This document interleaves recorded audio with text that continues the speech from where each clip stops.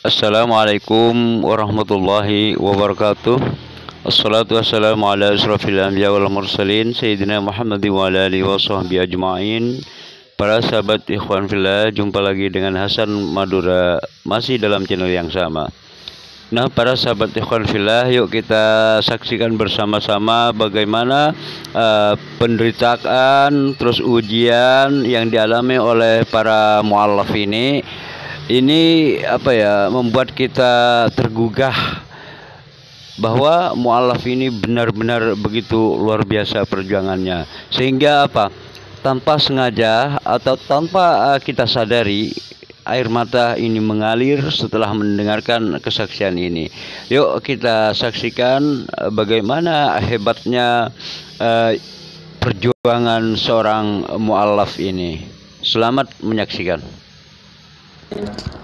Kami bersyukur sudah mendapatkan undangan dari Deki dan Cak Nur di Mu'allaf TV.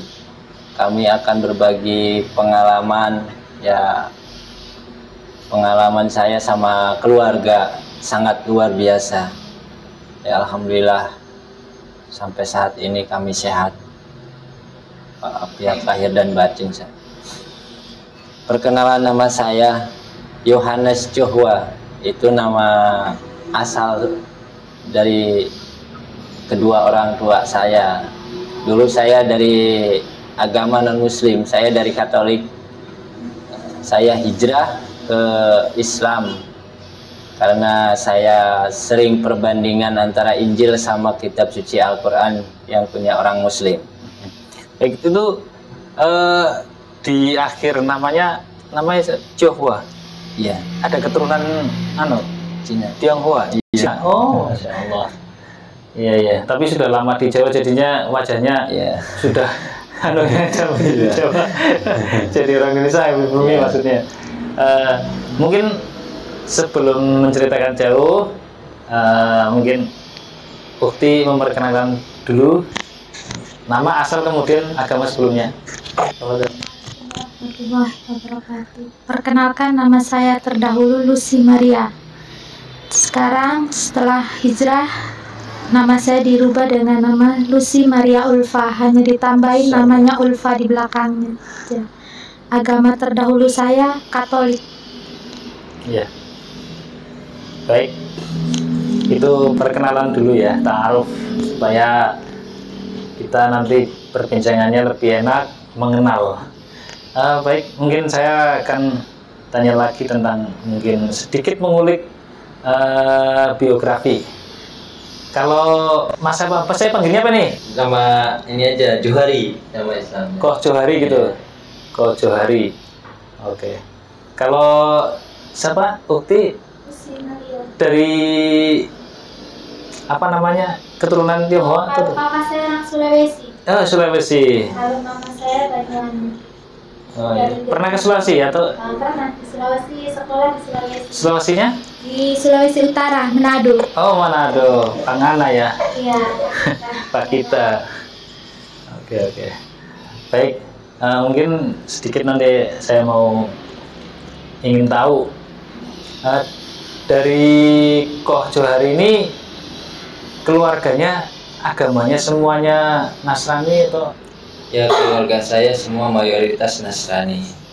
Oh ya, Kristen atau Katolik tadi? Katolik. Katolik ya? Oh ya, dari Katolik, berarti semuanya Katolik ya? Iya. Bapak Ibu Katolik? Katolik. Biasanya kan dari keturunan Tionghoa ada yang kepercayaan atau yang Konghucu itu ya. Kalau dulu sih biasanya. Mungkin mama ya kayak agamanya kayak orang Bali. Jadi kayak ngikutin ayah, ya ikut ke Katoliknya. Oh gitu. Jadi kan ayah saya itu jadi kalau dibilang itu yang megang gereja. Dekat. Yang gereja Katolik di Cigugur Kuningan. Oh gitu. Iya. Berarti lahirnya di Bali. Saya lahir di Kuningan. Di Kuningan. Iya. Kuningan. Bapak di Bali. Bapak di Bali. Kok enggak jadi agama Hindu ya, kalau di sana Hindu. Lanjut ke Ukti. Kalau Ukti gimana? untuk bapak ibunya, keluarganya atau sama tuh? Orang tua saya seorang misionaris dari Sulawesi. Dulunya kenal sama mama tugas waktu di Bali. Misionaris? Iya, kalau papa saya misionaris. Iya. Setelah itu beliau memegang gereja di di Banyuwangi, di Genteng. Setelah itu menikah dengan mama saya, pulang lagi ke Sulawesi. Setelah pulang di Sulawesi, hamil saya, orang tua saya melahirkan saya anak pertama. Anak pertama waktu ya. Terus setelah di sana orang tua saya ditugaskan di Jakarta. Ya, setelah itu pulang pergi Jakarta, Sulawesi, saya dibesarkan di Sulawesi, di Riki, di Sulawesi Utara, di Riki, saya dibesarkan di sana. Padahal jauh ya, Sulawesi, Jakarta, Ya, jauh sekali ya. Itu. Karena orang tua dinas di sana, karena di sana saya ikut dengan nenek saya. Oh, dinas di Jakarta. Di Jakarta. Ya. Apa? Ya, karena dulu kan misionaris itu kan ditugaskan di daerah-daerah. Berhubung karena di Jakarta itu memang di pusat, jadi orang tua saya dinas di sana. Ya, mungkin ketemu sama orang tua itu ya 6 bulan sekali, 3 bulan sekali, seperti itu. Nah, selanjutnya itu awal-awal ini langsung saja ya. Awal-awal saya mengerti. Iya, boleh dipegang kalau memang dipegang sampai. Iya. Ya. Nah, terus ya terjepit sementara. Awal-awal saya mengerti Islam itu sebenarnya sudah diberi hidayah itu waktu saya umur 16 tahun. Cuman saya masih itu belum paham. Waktu itu orang tua saya datang di hari Jumat, itu hari Jumat. Setelah itu kami ada ngobrol-ngobrol itu. Nah, pada hari itu hari Minggu. Pada hari Minggu itu orang tua saya bilang, ayo nak, lekas Pak, kita bangun, kita mau ke gereja katanya. Terus ya sudah, kata saya siap-siap. Dan hari Minggu itu saya sempat menyuci baju. Oh ya, besok hari Senin saya mau sekolah. Akhirnya saya menyucilah satu helai baju untuk sekolah besok. Karena saya bilang daripada nanti Mbak yang mengerjakan, saya dulu aja lebih cepat. Saya sempat angkat itu ember yang sudah saya cuci baju tadi. Saya tarik ke atas, ke rumah saya kan ada loteng di atas. Saya jemur di atas, tapi di situ terjatuhlah saya. Belum sampai atas, dari lantai 2 sampai lantai 1. Ada benturan di kepala. Tuh, ya akhirnya orang tua saya tidak mengetahui itu, tidak tahu. Tapi hanya Mbak. Satu itu nggak tahu orang. Iya, saya juga tidak ada omong gitu. Jadi waktu saya terjatuh, saya sempat berdiri 5 langkah itu, terus Mbak teriak, kenapa terjatuh ya? Kata saya bilang, kada apa-apa gitu. Pak, kita kuat. Ya, sudah tidak apa-apa. Akhirnya begitu saya mau ambil baju untuk ke gereja, di situ saya sudah tidak sadar, sudah terasa kayak sudah melayang saja. Nah, di situ akhirnya orang tua saya melarikan saya ke rumah sakit.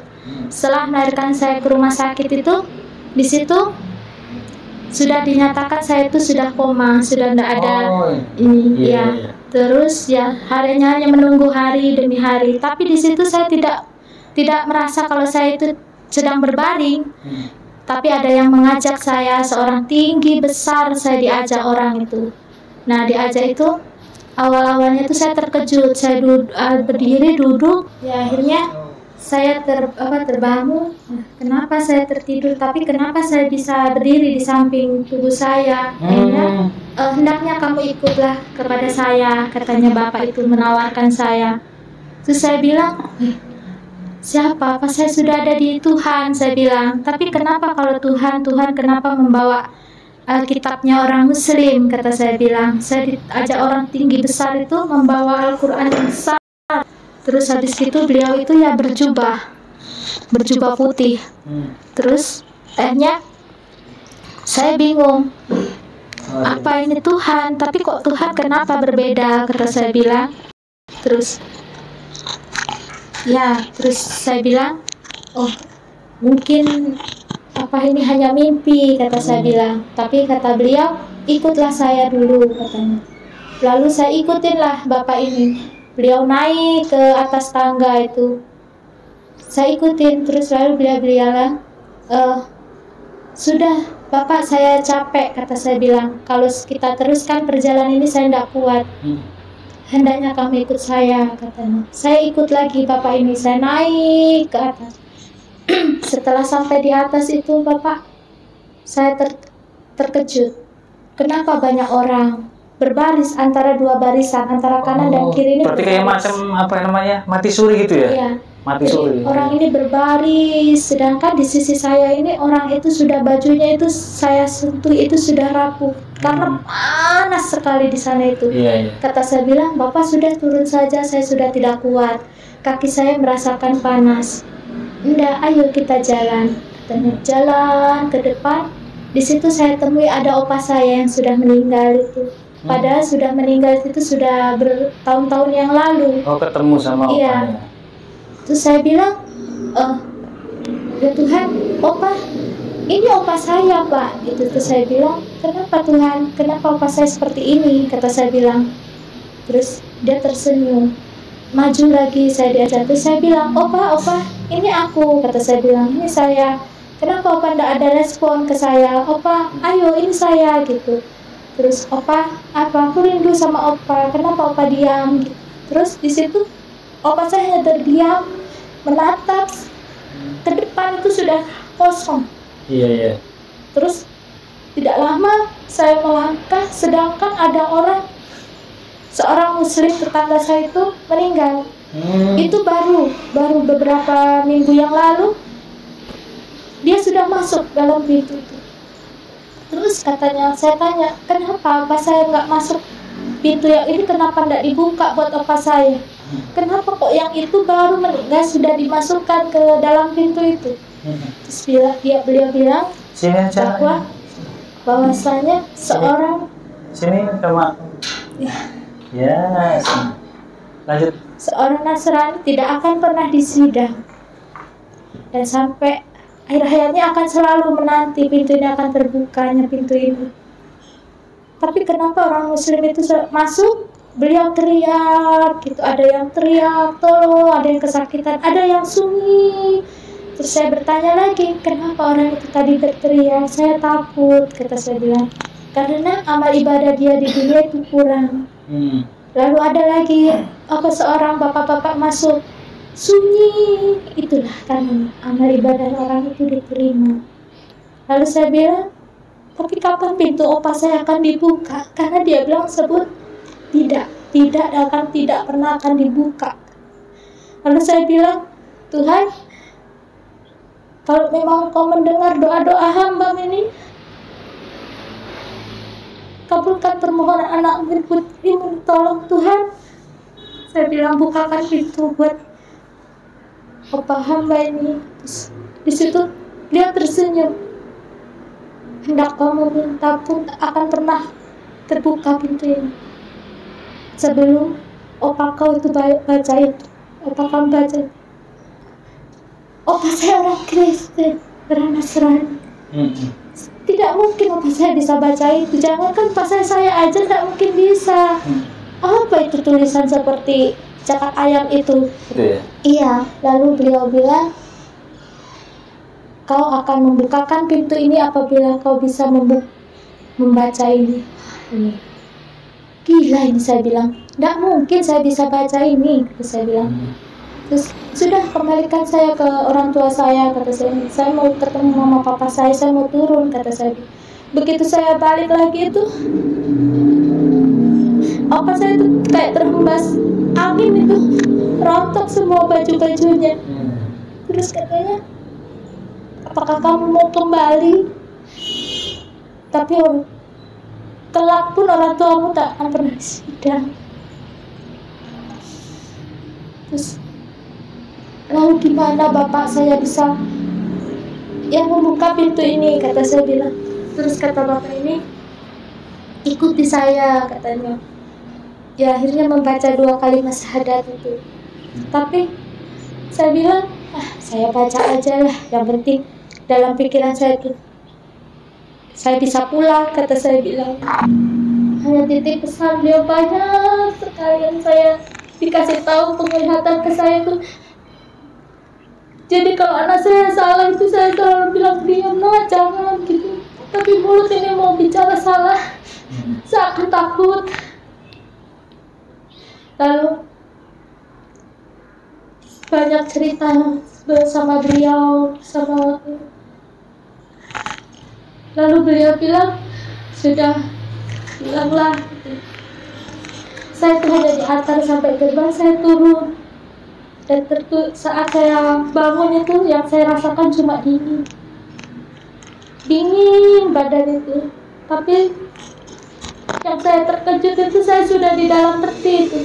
Karena kan saya kalau orang Nasrani kalau meninggal walaupun belum menikah itu kan dirias seperti pengantin. Saya bilang, kenapa saya ini? Kata, Pak, saya masih hidup.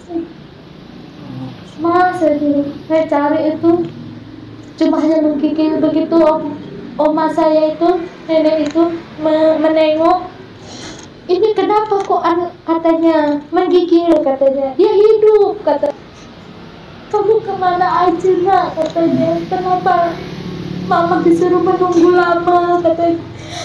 Sudah 6 bulan kamu tidur, katanya. Kenapa banget? Tapi saya ikut orang itu hanya sehari, kakak. Jadi saya ikut orang itu hanya 1 hari. Tapi kata orang di rumah itu sudah 6 bulan saya tertidur. Baru setelah saya dinyatakan tidak ada itu saya bangun. Tapi saya tidak ingat. Yang ingat saya hanya ikut seorang bapak-bapak itu. Dan dia menceritakan, melihat-lihatkan saya, jalan mana yang kamu pilih. Kalau pintu itu dibuka itu memang api itu begitu panas. Tapi kalau kamu mau pilih jalan ini, dibuka itu dingin, sejuk, banyak orang perempuan. Dan orang itu tidak ada yang kecil. Semua itu tubuh itu besar-besar. Katanya, kelak kita kembali. Karena kita di dunia ini hanya titipan, kita hanya uji coba. Hidup kita yang kekal nanti di sini, katanya. Apa yang kau cari di dunia itu ya hanya kebenaran. Bahwa yang tidak benar tinggalkan, gitu. Iya, saya ingat, saya bilang. Akhirnya saya kembali bangun. Dinyatakan banyaklah cerita dari bapak itu yang tidak bisa saya sampaikan. Yang kepada siapa gitu, sama suami pun sering bertanya. Sering bertanya, suami pun sering bertanya. Ya, apa sih Ma yang kamu ingat? Awalnya kan suami juga tidak tahu kejadian itu. Akhirnya saya tuh bingung. Setelah saya kembali pun, yang paling pahitnya lagi, saya katakan semua apa yang saya lihat kepada papa saya. Pak, kita ini di jalan yang salah. Bahwa Islam itu yang benar. Tapi bapak saya bilang, bodoh kamu. Apa kalau kamu bilang? Apa Ngana bilang ini? Mbak, katanya. Ngana ini mau malu-maluin orang tua, katanya. Banyak cerita papa saya sampai memukul. Akhirnya saya bilang ke mama saya, sudah nak, ikutin apa kata papa. Janganlah kamu katakan apa kebenaran yang kau lihat di sana. Katakan bahwa memang Nasrani itu, yang Katolik itu agama yang benar. Jadi saya di situ disuruh, ya bilang bahwa kamu di sana bertemu Tuhan Yesus, katanya. Tapi saya bukan bertemu Tuhan, karena beliau mengatakan beliau Islam, beliau suruh baca bahasa tulisan yang tidak saya mengerti, kata saya bilang. Tapi papa saya kembali lagi, wah kamu ini, kata. Dan pada akhirnya tahun 2007 itu, karena saya sering ngomong gitu sama teman-teman itu, saya dipasung. Saya ditaruh di belakang rumah. Kaki saya itu diikat. Saya pun dari kelas 1 sudah tidak disekolahkan lagi. Karena banyak teman-teman saya yang bertanya itu dan bilang, ayo coba kita ke masjid, kata kita tanya-tanya, itu ada yang mengajak seperti itu. Sebentar, Mas Wildan, minta tolong Mas Wildan. Iya, saya ketarik nanti. Mic-nya, iya. Taruh aja di sini. Iya. Orang tua saya bilang, kamu jadi murtad ya, sekarang ikut papa. Saya diseret itu, ruang sekolah masih pakai seragam sekolah itu. Saya ditaruh di belakang, tapi karena saya sering lari, jadi di kaki ini diikat. Jadi banyak di sini bekas-bekas ikatannya itu. Akhirnya orang tua saya bilang, kenapa kamu bangun kalau kamu malu-maluin papa sama mama? Tanya, apa kamu mau ajak miskin papa sama mama? Apa kamu akan ngajak mama hidup susah? Katanya, sudah enak kita di sini, kita dikasih dana besar, dikasih gaji besar. Apa kamu minta papa turutin? Tapi semua itu bukan harta, Pak. Kita tuh tidak akan kekal di dunia ini. Ini hanya untuk percobaan. Tapi papa saya tidak mau. Akhirnya papa saya diseret saya ke belakang lagi. Saya disiram di bak mandi itu. Katanya, kalau kamu bukan anak saya, karena memang anak papa saya itu cuma satu, saya aja. Karena waktu mama saya melahirkan saya itu, mama saya terkena kista, jadi rahim beliau pun diangkat waktu melahirkan saya. Jadi ya beliau mungkin mau sakiti saya lebih, mungkin tidak mungkin karena orang tua. Terus akhirnya papa saya memutuskan untuk pindah. Ma, aku sudah malu di sini, katanya. Kita pindah aja. Akhirnya saya dibawa pindah ke Banyuwangi. Di Genteng mungkin hampir sudah 1 tahun. Tahun 2008 Januari itu. Ikut siapa di Banyuwangi? Orang tua. Dua-duanya orang tua. Iya, papa saya bilang pulang ke rumah mama. Karena di Sulawesi sudah malu. Anak kamu ini sering ngomong-ngomong yang gak jelas, katanya. Akhirnya saya pindah ke Banyuwangi tahun 2008 itu. Ya tidak kenal sama suami ini, tidak kenal, mungkin karena papa saya sering main ke Bandung itu, akhirnya kenal sama suami itu. Akhirnya suami ini jadi tidak dikenalkan kepada saya, langsung aja sudah katanya kamu nikah saja daripada kamu bikin susah papa. Jangan kamu omong-omong. Jadi banyak ancaman itu dikatakan, jangan kamu ngomong kebenaran yang kamu lihat. Akhirnya jadi ya tanpa, ya tidak ada rasa suka, tidak ada kenal gitu kan. Lebih sakit, Pak, saya ini anak kamu, kenapa papa seperti ikan saya, kata saya bilang. Terima aja sudah, katanya. Jangan ini, katanya. Jangan ada berontak, gak usah berontak, gak usah ini.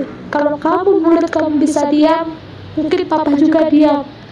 Papa juga sayang sama kamu. Tapi kamu setiap bertemu orang, kamu bilang itu salah, berpakaianmu salah, ini salah. Kamu seakan-akan kamu mau mengajari semua orang pakai jilbab ya? Semua orang kamu suruh tutup aurat, kata. Akhirnya ya sudah, kata saya bilang, terserah papa aja. Akhirnya tahun 2008 itu saya dinikahkan. Ya meskipun saya tidak kenal apa itu, langsung saya dinikahkan. Jadi Januari itu suami ke sana, bulan 4 itu saya langsung dinikahkan. Akhirnya setelah itu saya ikut sama suami. Cuman kata orang tua saya, jangan sampai kau cerita kepada keluarga suami kamu apalah itu, saya tidak mau dengar. Kalau kamu ngomong-ngomong, awas kamu. Jadi semenjak saya nikah itu tidak ada bicara saya sama suami kalau saya pernah ini itu tidak pernah. Jadi suami itu juga pun tahu baru kemarin waktu ngejemput saya itu, kenapa dulu kamu tidak mati aja waktu itu. Jadi itu dari omongan orang tua saya sendiri. Ya akhirnya setelah itu kok saya nikah itu punya anak yang pertama itu ya baik-baik saja, hubungan itu baik. Bahkan suami dulu kan sering keluar luar kota sampai keluar daerah, itu saya ikut. Akhirnya kata suami, ya apa kan ini pekerjaanku kan sebagai misionaris ya seperti papa kamu juga gitu. Jadi apabila kita menggait banyak warga muslim masuk ke Nasrani, maka kita juga akan dapat yang lebih gitu, bisa menyenangkan anak-anak kita. Setelah punya anak itu kok rasanya oh ya kepingin lah menyenangkan anak gitu, jadi lupa yang dulu-dulu. Terus beliau juga tidak pernah marah kepada saya, nggak pernah kayak papa itu bentak-bentak, jadi saya merasa nyaman gitu kan. Jadi semenjak saya merasa nyaman itu lupa dulu saya pernah mengalami ini, lupa gitu. Terus saya hanya berdoa, Tuhan terima kasih Kau telah mengirimkan malaikat Nenek untuk menjaga kami, aku dan anak-anakku nanti gitu ya. Tapi masih seakan-akan lupa, sudah yang dulu-dulu itu lupa. Akhirnya saya juga membantu suami ke Kalimantan Timur, ke Kalimantan Selatan, sampai ke Kalimantan Barat itu ya cari ini, setiap ada di mana ada transmigrasi di situ ada kami. Jadi kami sering memberikan sembako, terus kita ya sering tukar pikiran gitu kepada yang kenapa gini. Terus ada anak sekolah-sekolah di situ kita datangi, kita cerita, ngobrol-ngobrol lah. Terus kenapa deh kamu kok diam aja, itu lebih senang kalau udah ada anak yang sering murung berarti ini orang tuanya juga seperti ini. Saya datangi orang tuanya, iya katanya ya keadaan di sini seperti ini. Tanya, ya sudah besok kami ke sini ya, kita ajak main-main, janganlah sedih-sedih, happy-happy kata saya bilang ya. Terus pada hari itu ya kita ajak senang-senang, baru nanti setelah lama mungkin ada 1 minggu baru kita bilang, Tuhan ini baik ya, Tuhan Yesus ini sangat baik, Tuhan beri kita ini hari ini, kesenangan hari ini. Kalau tidak ada Tuhan tidak ada loh kita seperti ini. Akhirnya beliau kan, oh iya ya ini Tuhan. Tadinya yang yang non muslim, tolong dong gimana caranya kita mau lihat gereja. Oh ya nggak apa-apa, Tuhan tuh baik, kita ke rumah Tuhan itu enak kok. Akhirnya kita ajak ke gereja kita ini. Jadi kan mereka senang, mereka gembira ya. Akhirnya beliau ikut kami itu kan.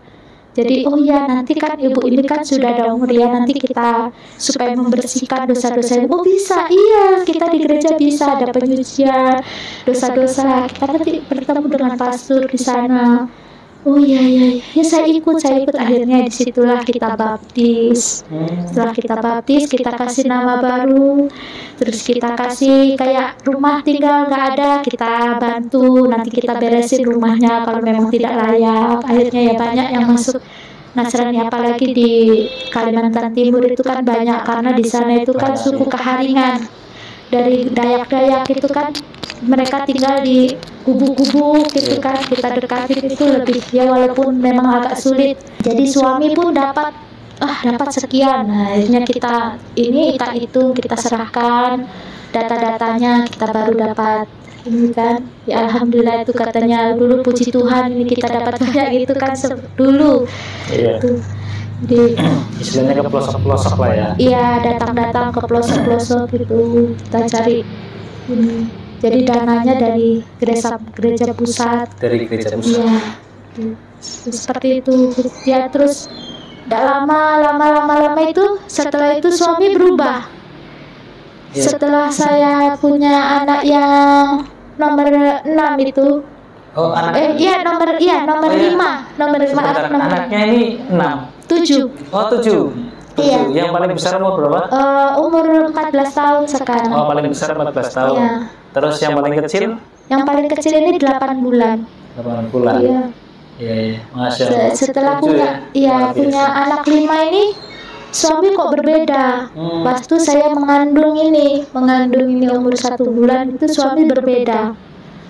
Kenapa suami saya kok berbeda gitu? Terus nggak pernah diajak omong itu diam, terus makan itu juga dia milih-milih.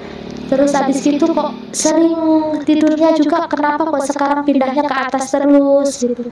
Apa suami saya ini mau menduakan saya? Tapi enggak, Tuhan enggak mengizinkan. Kan di Katolik itu enggak Nggak, namanya itu nggak ada, Nggak ada, kan nggak bisa nikah 2 kali itu nggak bisa. Itu kan sudah nikah 1 seumur hidup. Sampai Tapi kenapa kok suami saya berubah, kata saya bilang. Akhirnya kecurigaan itu tadi. iya, terus kok lama-lama itu saya intip, kok suami saya baca-baca Alkitabnya orang Islam gitu kan. Terus saya tanya, gila kamu, nanti kamu bisa dibunuh sama ayah kamu, jangan, kata saya bilang. Terus dia bilang, ini saya cuman baca-baca aja, cuma perbandingan aja kok, katanya. Enggak, kalau ayah mau ikut gituan enggak, katanya.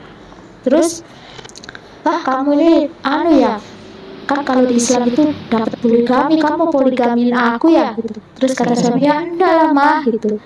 Ingat Tuhan dosa ya, terus saya bilang. Tapi kok saya ini ya ada curiga, saya curiga itu mungkin sama perempuan lain, enggak kepikiran kalau itu kan. Namanya perempuan itu cemburu gitu kan. Ada apa, kok enggak pernah masuk kamar lagi, kata saya bilang. Terus setelah itu suami saya bilang, saya mau masuk Islam. Oh gila kamu, kata saya bilang gitu, jangan gitu. Akhirnya saya marah-marah sama suami, terus terdiam. Lalu ada Al-Quran ini beliau taruh di atas itu kan, di atas bufet itu cuman ada nongol separuh gini. Jadi tidak dia masukkan semua gini, hanya separuh saja terdikit sini. Nah terus ini ayahnya itu masuk. Katanya, hei selamat pagi, katanya. Ya terus salam, katanya. Terus kan kalau salam itu kan assalamualaikum itu. Masuk, beliau ke cucunya cium, pas beliau toleh gini, apa ini mengkilap-mengkilap kena cahaya ini. Beliau lihat, ini punya siapa? Terus saya bilang, oh enggak tahu gitu. Saya enggak tahu gitu. Enggak, ini ada yang berubah, ini juga di rumah ini ada yang berubah, katanya. Sekarang apa-apa aja ke gereja enggak pernah ikut, ada ini anaknya, nanti saya panggil semua kumpul, katanya. Akhirnya kumpul semua di ruang tamu itu, kumpul semua, lalu jual, katanya, sini kamu, apa mau, katanya. Akhirnya suami itu menjelaskan, oh saya kepingin masuk Islam, katanya. Saya kepingin keluar dari gereja. Wah gila kamu. Akhirnya ya dipukulin. Jadi kakaknya yang tertua itu tidak terima, ya akhirnya di sini ya dibacok, sama di sininya itu kan ada jahitannya semua. Jadi dibacok. Iya, sama warganya itu tidak mau menerima. Itu sudah ada bekasnya ya. Nah ini bekasnya, ini dibacok ya. Iya. Terus di kepala. Ya di sini berapa? Ini 7,5 jahitan. Ini 7,5 jahitan. Terus di kepala, Masya Allah. Ini ada bekasnya juga ini. Oh iya, kelihatan ya. Tapi ada lah di sini ya, karena ini rambutnya tebal. Masya Allah. Oh di kepala juga di. Astagfirullahaladzim. Memang berarti dua-duanya memang jadinya luar biasa ya. Terus bagian yang lain nggak ada di tangan sama yang di kepala itu ya? Iya, cuma 2 aja, kepala sama tangan. Akhirnya ditendang, suami itu sampai diusir. Akhirnya di situ saya juga kan, namanya seorang istri kan jangan menghalangi itu, ditempis sama ini. Jadi waktu saya hamil 2 bulan ini suami ndak ada. Jadi sudah keluar dari rumah. Jadi ya sudah keluar dari rumah itu, beliau ditolong sama orang itu, dibawa ke rumah sakit. Akhirnya ya itu lost kontak sudah. Nggak tahu beliau kemana selama 8 bulan, 7 bulan itu nggak tahu. Sudah akhirnya orang tua saya dengar kalau suami kamu katanya murtad ya, katanya. Masuk Kristen, masuk Islam. Kenapa kamu seperti itu, katanya. Ayo pulang, katanya. Sebenarnya murtad itu dari Islam ke Kristen, namanya murtad. Iya lanjut. Terus saya pergi, mereka terus kata papa saya bilang, ini kamu katanya mau ikut-ikutan kafir seperti suami kamu, katanya. Pulang, katanya. Akhirnya saya pulang. Setelah saya pulang, di sana ya banyak omongan itu dari papa itu kan, jangan ikutin suami kamu ya. Setelah itu saya ya dikasih arahan, kasih ini, janganlah ya, jangan sampai ikut. Dulu kamu ngomong gak jelas, sekarang suami kamu ini katanya. Tidak benar katanya. Ya sudah, akhirnya saya tinggal di sana. Setelah itu saya hamil ini 7 bulan. Anak saya yang nomor 5 itu lagi-lagi diuji lagi. Biar masuk kamera. Diangkat tuh. Anak saya yang nomor 5 itu tidur di ranjang itu, nangis minta susu, malam terbentur terkena ujungnya meja itu, meja lampu itu terkena pas di bagian sini, sampai sekarang pun ada itu bekasnya. Jadi di situ itu bengkak semua, seluruh tubuhnya itu bengkak. Matanya itu pun tidak bisa buka, sudah tertutup sudah karena bengkak itu tadi. Kenapa lagi-lagi kau uji hamil seperti ini Tuhan? Terus saya bilang, Herr Yesus, kalau memang kau mau ambil anak saya ini, ya ambillah. Kalau memang ini kan sudah tidak kuat, karena memang sudah ngelihat itu posisinya sudah tidak ini. Tapi di situ setiap saya minta sama Tuhan itu tidak ada. Kenapa setiap saya minta sama Tuhan Yesus, kenapa Tuhan gak pernah kabulkan permintaan saya sedikit pun? Setiap saya doa malam pun Tuhan gak pernah kabulkan, kata saya bilang. Terus saya doa malam itu gak pernah. Terus akhirnya waktu di rumah sakit, Bapak pendeta itu datang, Romo itu mendoakan. Jadi datang ke gereja, semua saudara-saudara itu mendoakan untuk kesembuhan anak saya itu. Tapi anak saya itu lagi-lagi mengasih respon itu jelek. Anak saya itu teriak, nangis, keluar darah. Itu masih umur 3 tahun dulu. Maksudnya anak yang keberapa? Nomor 5. Yang kelima. Iya. Terus anak saya itu nggak ngasih respon. Justru nggak ada gerak. Terus kata dokter masuk, sudah diikhlaskan saja, kasihan katanya kalau kita jangan rame-rame ya. Semua keluar, orang tua keluar. Pas duhur itu di sebelah itu ada orang selesai ngaji, anaknya terkena tipes itu, jadi sering kejang, panas tinggi kejang. Akhirnya ayahnya itu ngajiin gitu, mengaji buat anaknya itu, ngaji gitu. Tapi setelah ngaji itu anak saya itu responnya cepet. Anak saya itu nangis, yang tadinya tidak bisa gerak itu menangis. Setelah menangis itu anak saya itu mengeluarkan darah dari telinga. Awalnya dari telinga yang kanan, terus kiri, semua terus dari hidung. Terus anak saya itu bilang, ayah, kata saya bilang, kenapa anak saya kok ada respon setiap bapak ini mengaji? Akhirnya saya bilang, Tuhan, setiap aku memohon kepada Engkau tak pernah ada jawaban Tuhan, kata saya bilang. Tapi kenapa orang ini mengaji kok ini? Akhirnya saya mengenang lagi dulu. Saya bilang, ya Tuhan, benar, berarti jalan yang diambil suami saya itu benar, kata saya bilang. Saya bilang, ini ujian. Iya, ini ujian. Akhirnya saya bilang ke bapak itu, Bapak, saya samperin bapak itu, saya hampirin beliau, Bapak bisa ndak, kehendaknya Bapak bisa mengaji itu yang Bapak baca-baca itu untuk anak saya. Saya bilang, bukan mengaji, bacaan yang Bapak baca itu anak Bapak itu dibacakan untuk anak saya. Terus beliau bilang, wah saya takut katanya, apalagi banyak keluarganya orang besar semua katanya. Saya takut katanya dokter.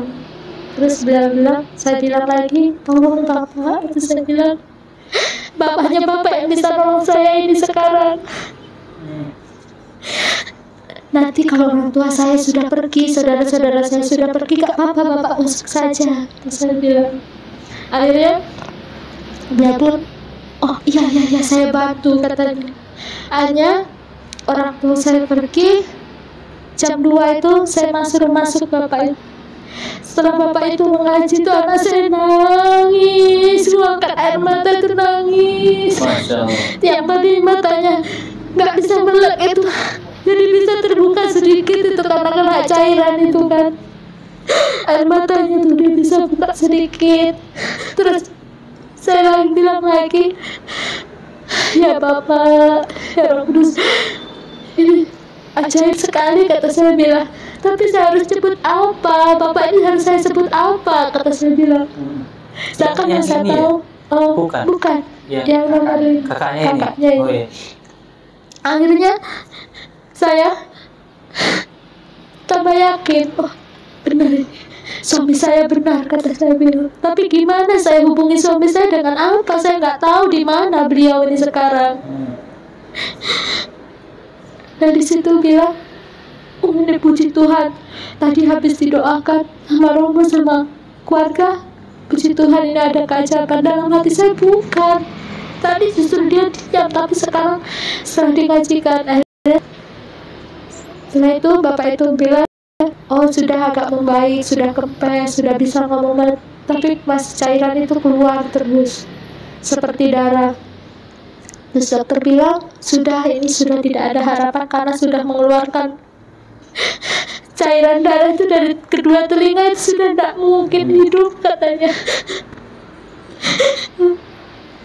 Di situ enggak, anak saya pasti hidup, saya bilang. Itu tanpa pendampingan suami ya pada saat Iya.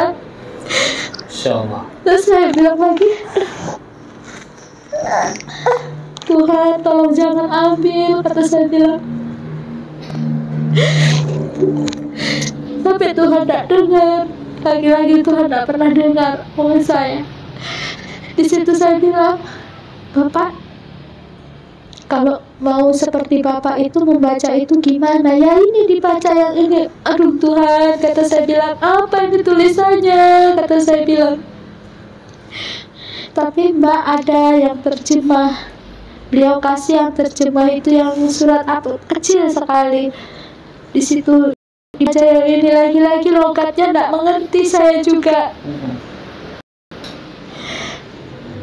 Kenapa saya tidak mengerti? Kata saya bilang, ya sudah Bapak, nanti coba kalau saudara saya tidak ada lagi, orang tua saya pulang ngambil baju ganti, Bapak ngajiin lagi ya. Tapi beliau bilang, takut, kata saya, nggak usah takut, kata. Gak apa-apa, nanti saya kasih. Enggak, bukan masalah uang, kata. Karena saya juga katanya ditanggung, di sini juga dibantu katanya untuk di rumah sakit ini, katanya. Takutnya nanti kalau papinya Mbak tahu kan di sini orang besar, nanti takutnya ditutupin, nanti saya bayar. Gak apa-apa, saya yang bayar, kata saya bilang.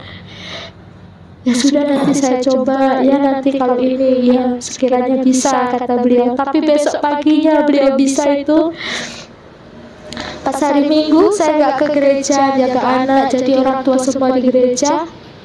Bapak ini masuk mengajikan, dan di situ anak saya mengatakan, ayah pulang, mama ayah pulang, adik ikut ayah, katanya.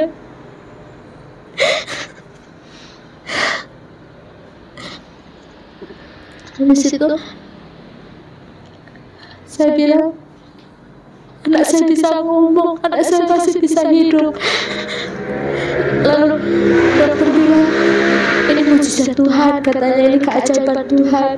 Asalkan kita percaya akan Tuhan, pasti ya nggak mungkin nyata akan jadi nyata. Ini anak masih dikasih Tuhan, jaga selalu. Akhirnya setelah 1 minggu itu, terus dokter bilang, ini ada nyatakan di dalam. Hendaknya kalau memang di sini di Indonesia sulit kalau untuk anak segini, katanya. Jadi kalau bisa Senin itu harus ada satu rumah sakit di apa itu namanya di Singapura, itu di rumah sakit apa itu, papa saya yang tanda tangan, kita bawa ke sana pasti sembuh, percayakan Tuhan. Kalau kamu ikut suami kamu, siapa yang mau bayar ke apa kita mau ke Singapura, katanya. Kita bayar, kita kemana aja kita berjuang untuk ini. kan ini cucu opa juga titipan Tuhan, ya sudah kita ke sana. Tapi setelah itu pulang ke rumah ngurusin surat-surat apa itu untuk paspornya untuk ke sana itu, lagi-lagi itu anak saya itu kalau ngedengerin azan itu kan sampai terdengar sampai di rumah, itu anak saya tersenyum bilang, mama itu ayah, katanya ayah pulang. Enggak, ayah belum pulang, ayah belum pulang, ayah belum di sini. Tapi anak saya bilang, ayah ada di sini, Ma. Terus dalam hati saya, ayah di sini, masa suamiku ini sudah meninggal? Apakah iya rohnya di sini? Kata saya bilang, kan dulu dipukulin kan? Ya Tuhan, masa? Terus anak saya yang besar, masa ayah udah nggak ada kah? Katanya, enggak, Kak, ada. Cuma kan mama nggak tahu, nggak ada lost kontak, nggak ada hubungan, kata saya bilang. Tapi puji Tuhan itu nggak lama itu anak saya lagi siram-siram di depan teriak, mama ayah, katanya. Mama ayah nggak taunya ayahnya ini ada di pagar rumah itu. Oh iya, berarti ngelihat ya, memang ada di ternyata suami itu datang mau ambil anak saya yang besar, yang kakak Sofi itu, sama yang Samuel, sekarang diganti Muhammad Sikit Maulana, dulu namanya Yohanes Samuel. Itu Samuel itu bilang, mama, katanya apa, ayah datang, katanya. Ya Tuhan, katanya. Tapi saya belum sempat keluar itu papa saya sudah dipukulin duluan. Dipukulin sama? Ya. Dipukul sama? Orang tua saya. Oh, iya. Katanya sudah dihalangin, nggak boleh, katanya.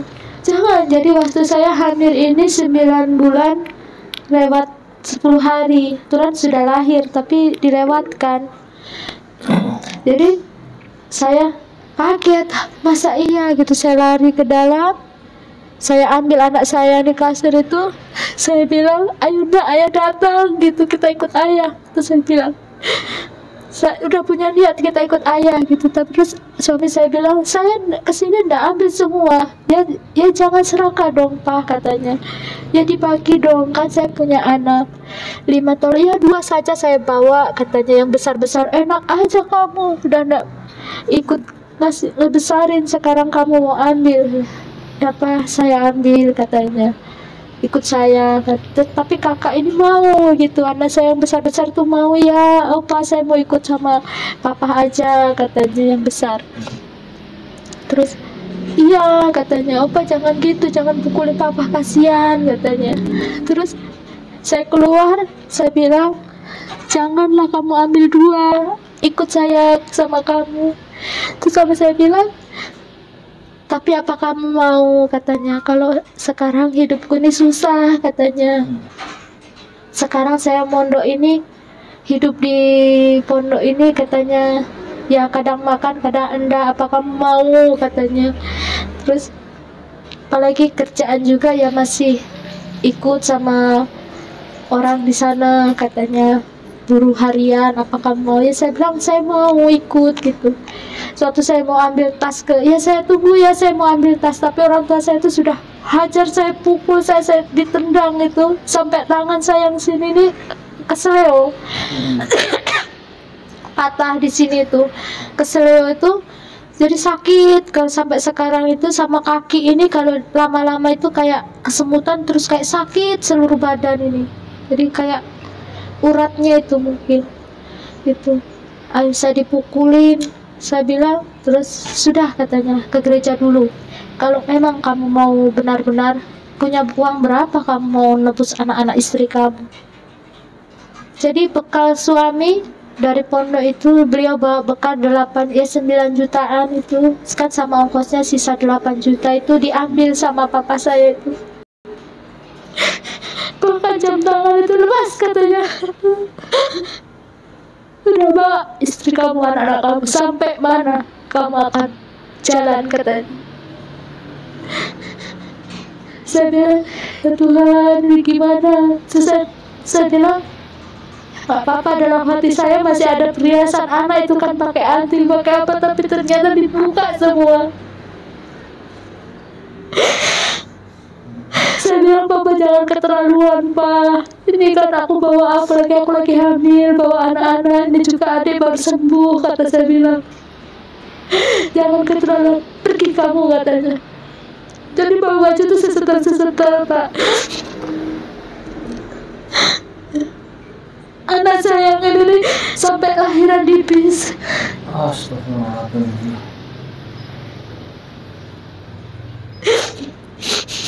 Anak saya yang ini lahir di bis karena air ketuban itu sudah pecah karena dipukul tadi. Jadi saya waktu duduk itu saya sudah ngerasa rembes itu kan.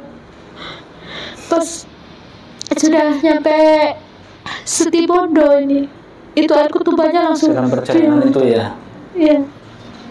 Jadi bisnya juga bingung, ini mau dibawa ke mana, katanya. Aduh, katanya bingung. Ya sudah katanya. Akhirnya dibawa ke rumah sakit. Jadi kepala itu sudah nongol. Jadi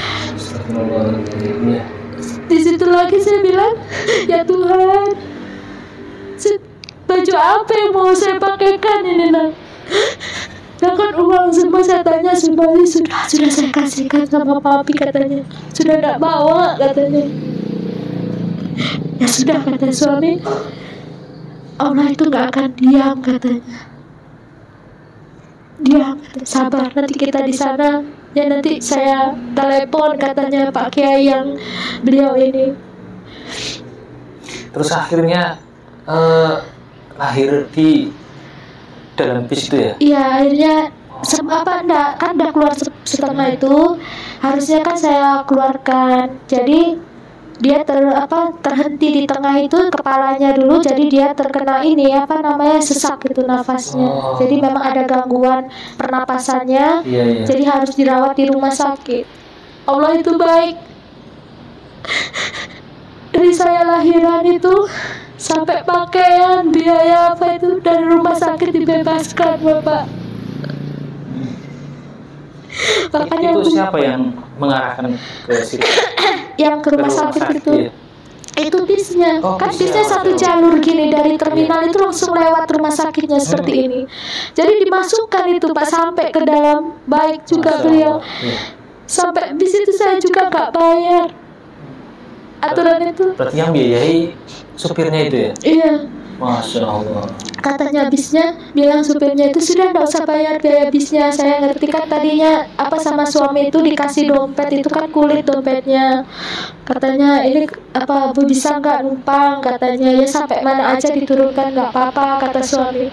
Terus ya nggak apa-apa, katanya beliau itu sampai ke Probolinggo ya, sampai ke Probolinggo katanya. Tapi sebelum sampai Probolinggo itu sudah keburu lahiran ini.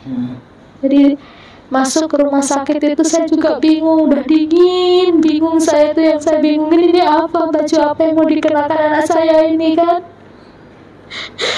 Tapi di situ lancar aja. Sudah dokternya bilang sudah sabar, katanya dokternya itu.